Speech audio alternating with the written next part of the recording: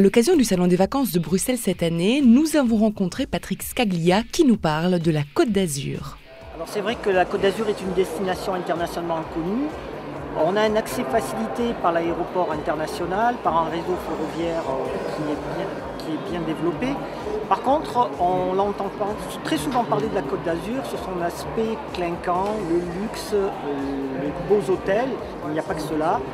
Ça a fait la notoriété de cette destination, mais il y a l'autre Côte d'Azur. Il faut savoir que la Côte d'Azur, 80% du territoire se trouve en zone de montagne, 20% en zone littorale.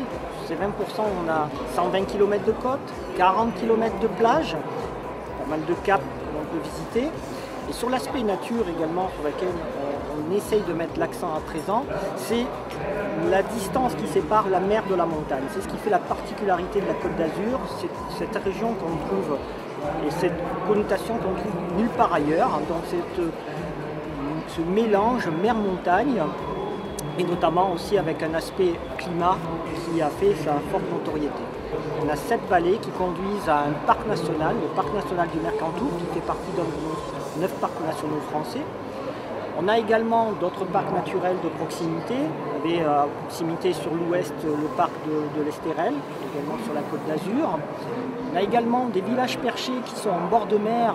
Dès que on peut partir à pied depuis le bord de mer de Menton et s'élever directement sur les villages de Sainte-Agnès, qui sont assez connus. Donc on a vraiment une grande richesse au niveau découverte naturelle. Venir sur la Côte d'Azur et rester sur le littoral et profiter des belles plages, il faut le faire, mais sans oublier que la Côte d'Azur, ce n'est pas uniquement ça, et qu'il y a énormément de choses à découvrir dans le proche arrière-pays. Chaleur, soleil et Méditerranée au programme de cette destination, une autre idée vacances.